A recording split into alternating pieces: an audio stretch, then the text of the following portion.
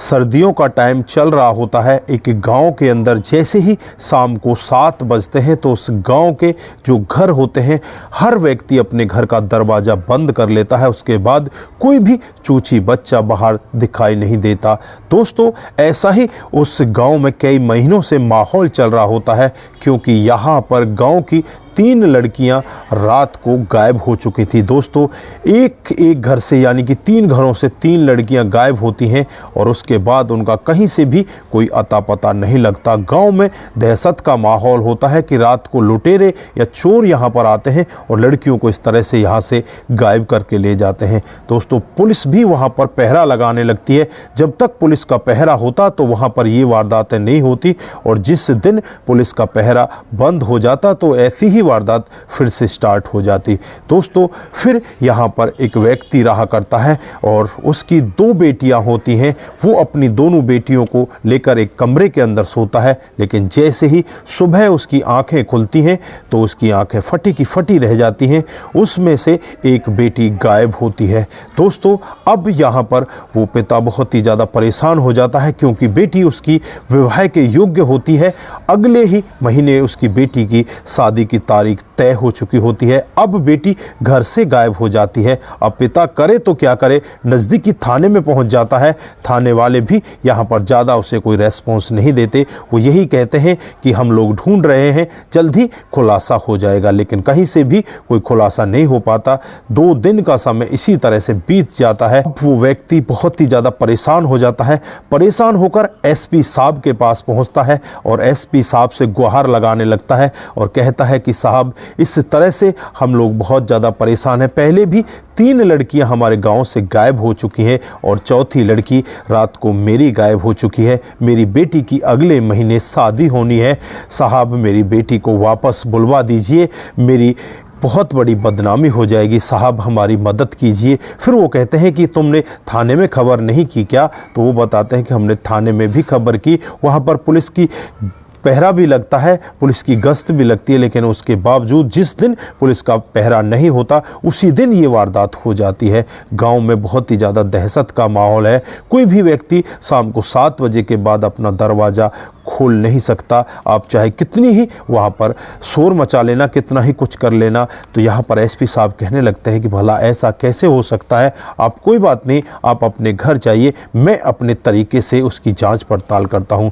दोस्तों, एसपी साहब इधर उधर सोचने लगते हैं कि करूं तो क्या करूं, किस तरह से उन चोरों को पकड़ूं। पुलिस वालों को फ़ोन करते हैं और उनसे कहते हैं कि क्या तुमने वहां पर जांच पड़ताल नहीं की? तो यहां पर वो कहते हैं कि साहब, हमने तमाम तरह की जांच पड़ताल कर ली, लेकिन कहीं से भी कोई खुलासा नहीं हो पा रहा। दोस्तों, अब एसपी साहब अपने तरीके से सोचने लगते हैं। फिर वो खुद भिखारी का भेष बनाते हैं और भिखारी का भेष बनाकर उसी गाँव के अंदर पहुँच जाते हैं और सबसे पहले वही व्यक्ति उनको सामने मिलता है जो यहाँ पर आज शिकायत दर्ज करा कर गया था। दोस्तों, जब वो व्यक्ति इस भिखारी को नहीं पहचान पाता तो उसे लगता है कि शायद अब मैं पक्का वाला भिखारी बन चुका हूँ, मुझे कोई पहचानने वाला नहीं है। फिर उस गांव में घूमने लगता है और दोस्तों, चारों तरफ कभी किसी गली से निकल जाता तो कभी किसी दूसरी गली में जाकर खड़ा हो जाता। लोग बाग उसके बारे में कहने लगते हैं कि ये भिखारी क्या पागल हो गया है, किस तरह से ये इधर उधर घूम रहा है। दोस्तों, उसकी लोग बाग खिल्लियाँ भी उड़ाने लगते हैं। कई जगह तो आपस में कानाफूसी या इस तरह की चर्चाएं भी चल रही होती हैं कि कल हमारे गांव से एक लड़की गायब हो गई थी, उसका भी नहीं अता पता चला। उससे पहले 3 लड़कियां और गायब हो चुकी हैं, किसी का कहीं भी कोई अता पता नहीं चला। ये हो क्या रहा है हमारे गांव में? कैसा दहशत का माहौल फैला हुआ है। लोग बागों में ऐसी दहशत वहां पर होती है। लोग बाग आपस में डरते हैं। जिन लोगों की जवान बेटियां होती, वो लोग उन बेटियों को अपने घर में शाम को 5 बजे ही कैद कर देते, उसके बाद उन्हें घर से बाहर नहीं निकलने देते। फिर भी यहाँ पर कोई ना कोई ऐसी वारदात हो ही जाती। 2-3 महीने के अंदर ही यहाँ पर ये चौथी वारदात हो जाती है, जिसमें 3 लड़कियों को तो पहले वहाँ से ले जाया गया था, आज चौथी लड़की को भी ले जाया गया है। इस तरह की यहाँ पर बातचीतें हो रही हैं। एसपी साहब जो भिखारी के भेष में होते हैं, ये सारा मामला सुन रहे होते हैं। उसके बाद एक कोने पर जाकर खड़े हो जाते हैं। सामने एक बूढ़ी माँ बैठी होती है। अब इस भिखारी को देखकर उसके भी दिल में दया आने लगती है। वो कहने लगती है कि इसको खाना किसी ने नहीं दिया होगा, मैं इसको खाने के लिए पूछ लेती हूँ। फिर उससे कहती हैं कि बेटा क्या खाना खाओगे, तो वो सर हिला देते हैं। और जो बूढ़ी औरत होती है 2 रोटी और एक गुड़ की डरी उसे लाकर दे देती है। वहाँ पर जो एसपी साहब भिखारी के भेष में बैठे होते हैं चुपचाप उन रोटियों को खाते हैं और फिर वहाँ पर वो बूढ़ी औरत उसे पानी दे देती है। अब बूढ़ी औरत के घर में कोई नहीं था तो बूढ़ी औरत इधर उधर देखकर चुपचाप अपने घर के अंदर चली जाती है। जैसे ही रात होती है पूरा गांव मानो सुनसान हो गया, कोई भी वहाँ पर दिखाई नहीं दे रहा था। दोस्तों दिन भर तो वहाँ पर बहुत सारे लोग आ जा रहे थे, कभी कोई कबाड़े वाला आ रहा था तो कभी कोई सब्जी वाला आ रहा था। इस तरह से वहाँ पर गांव में हलचल मच रही थी। लेकिन जैसे ही रात होती है, रात के समय वहाँ पर सबका आना जाना बंद हो जाता है, सभी लोग अपने अपने घरों के अंदर कैद हो जाते हैं। अब यहाँ पर जो एसपी साहब भिखारी के भेष में होते हैं इधर उधर जाने लगते हैं। इस गांव को 2 रास्ते आकर टच करते हैं, एक तो जो मेन रास्ता होता है और एक रास्ता जो जंगलों के बीचों बीच से आता है वो पीछे की तरफ से होता है। पहले तो एसपी साहब थोड़ी देर मेन रास्ते पर बैठते हैं, लेकिन उसके थोड़ी देर बाद ही वो उस रास्ते को छोड़कर उसी पिछले वाले रास्ते पर पहुंच जाते हैं और खुद अपने आप को झाड़ियों के पीछे छुपा लेते हैं। अब यहाँ पर झाड़ियों के बीच से एक व्यक्ति निकल कर आता है, उसके पीछे पीछे ही दूसरा एक और व्यक्ति आता है, उसके पीछे पीछे ही तीसरा एक और व्यक्ति आ जाता है। यानी कि 3 लोग यहाँ पर ये होते हैं और तीनों के तीनों लोग आपस में कुछ एक दूसरे से कानाफूसी करते हैं। सबके मुंह पर ढाटा लगा होता है, सब गमछा मुंह पर लपेट रखे हैं और फिर सीधे सीधे वो गांव की तरफ चलने लगते हैं। के पास जाकर रुक जाते हैं। इस घर का अंदर से किवाड़ बंद होते हैं, बाहर से तो ये खुला दिख रहा था, लेकिन जब ये धक्का देकर देखते हैं तो वो अंदर से बंद होता है। अब इनमें से एक व्यक्ति को ये ऊपर चढ़ाते हैं और ऊपर चढ़ाकर वो व्यक्ति घर के अंदर प्रवेश कर जाता है। फिर थोड़ी देर बाद ही वो दरवाजे को खोलता है और इन दोनों को भी अंदर बुला लेता है। 10 या 12 मिनट के बाद घर के अंदर से इनमें से एक व्यक्ति अपने कंधे पर एक लड़की को लेकर सीधा वहां से निकलने लगता है। अब ये लड़की ना तो आवाज कर रही थी ना ही ये बोल रही थी, चुपचाप इनके साथ कंधे पर लेटे हुए ऐसे जा रही थी कि मानो इसमें जान ही ना हो। एसपी साहब ये पूरा मामला देख रहे होते हैं। जैसे ही ये गांव से उस घर से थोड़ा सा आगे निकलते हैं, एसपी साहब इनके सामने खड़े हो जाते हैं और ये यहाँ पर भिखारी के भेष में होते हैं। तो ये लोग इसे देखकर हंसने लगते हैं और कहते हैं कि भिखारी तू हमारे सामने क्यों आ गया, तू हट जा सामने से, नहीं तो तुझे भी हम उठा ले जाएंगे।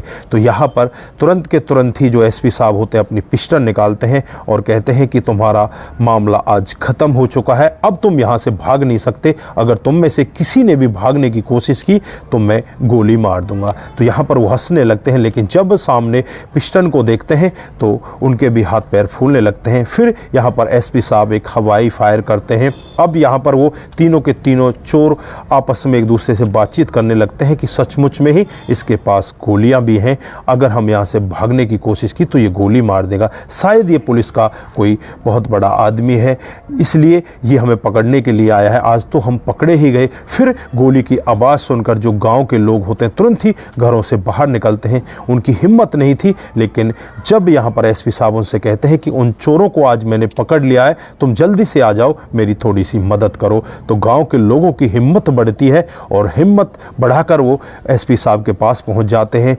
गांव वालों ने जिस व्यक्ति को सुबह से शाम तक भिखारी के भेष में देखा था, अब उसके हाथ में रिवॉल्वर होती है। जब ये पूरा मामला गांव के लोग देखते हैं तो गांव के लोगों में भी ताकत आ जाती है। वो कहने लगते हैं कि ये कोई ना कोई फरिश्ता है, हमारी मदद करने के लिए आया है। गांव के लोग जब देखते हैं कि एक व्यक्ति के कंधे पर एक लड़की है, गांव के लोग उन तीनों लोगों के ऊपर टूट पड़ते हैं और उनकी जमकर धुनाई की जाती है। थोड़ी देर बाद ही उस लड़की को होश आ जाता है।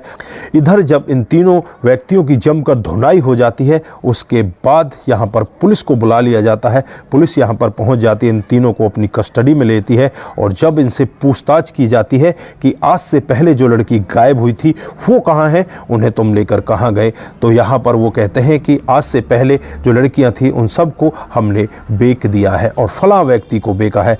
तुरंत ही पुलिस उनके बताए हुए एड्रेस पर पहुँचती है तो वहाँ वहाँ पर जो फिलहाल में लड़की गायब हुई थी वो तो वहाँ पर मिल जाती है, और जो बाकी लड़कियाँ होती हैं वो पहले ही वहाँ से कहीं जा चुकी होती हैं। दोस्तों वहाँ से भी 3 लोगों को गिरफ्तार कर लिया जाता है और 3 लड़कियों को भी वहाँ से गिरफ्तार किया जाता है।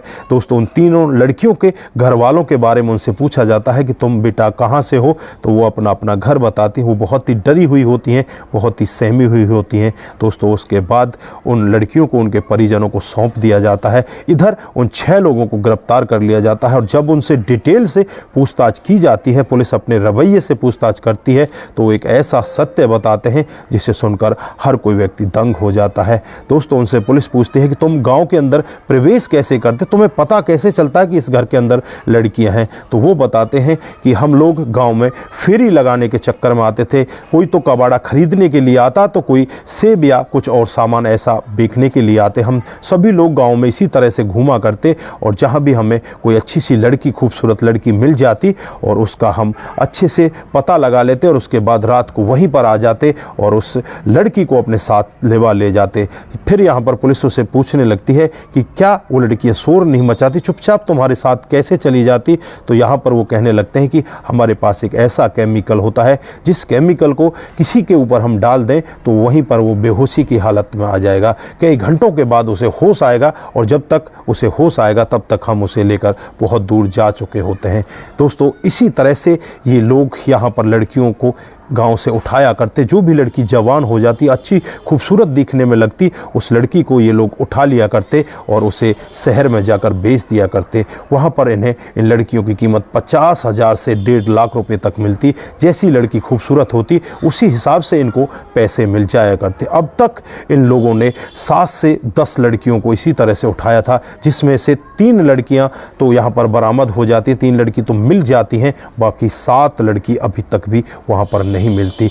दोस्तों उसके बाद यहाँ पर पुलिस अपनी जांच पड़ताल में लग जाती है और दावा करती है कि जल्द ही बाकी लड़कियों को भी वहाँ से ढूंढ लिया जाएगा और इनकी और भी कोई टीम होगी तो उसके बारे में भी पता लगाया जाएगा। तो ये थी एक गांव की कहानी जहाँ पर लड़कियाँ इस तरह से गायब हो जाती और एसपी साहब ने इतना अच्छा नेक काम किया, खुद वहाँ पर भिखारी के भेष में पहुँचे और इन लड़कियों को गायब होने से वहाँ पर बचाया। दोस्तों वहाँ पर हर महीने में एक आध लड़की गायब हो ही जाया करती। गांव के अंदर बहुत ही ज़्यादा दहशत का माहौल होता है। जब आसपास के गांव में भी पता चलता है कि एसपी साहब ने इतना अच्छा काम किया है तो वहां पर एसपी साहब के लिए तालियां बजने लगती हैं। तो दोस्तों ये थी आज एक गांव की कहानी। तो आप लोगों को यहाँ पर एसपी साहब के विचार कैसे लगे, कैसा लगा एसपी साहब का कैरेक्टर, आप लोग यहाँ पर क्या कहना चाहते हैं, आपकी जो भी राय है एक बार कमेंट बॉक्स में ज़रूर दीजिएगा। दोस्तों ये एक कहानी थी और ये कहानी हमें शिक्षा भी देकर जाती है। अगर इस तरह का कोई क्राइम कहीं पर होता है और अगर ऐसे जो पुलिस वाले हैं, ऐसे जो पुलिस के अधिकारी हैं हमारे समाज के अंदर रहेंगे तो हमारा समाज बेहतर तरीके से आगे चलता रहेगा। दोस्तों हर पुलिस वाला भ्रष्ट नहीं होता और हर एक ऑफिसर गलत नहीं होता। ज़्यादातर ऑफिसर बहुत ही अच्छे होते हैं जैसे यहाँ पर ये एसपी साहब थे। तो दोस्तों आज के लिए बस इतना ही, फिर मिलते हैं किसी नए मोड के साथ। तब तक के लिए आप अपना ख्याल रखें, परिवार का ख्याल रखें, सतर्क रहें, सावधान रहें। नमस्कार, जय हिंद,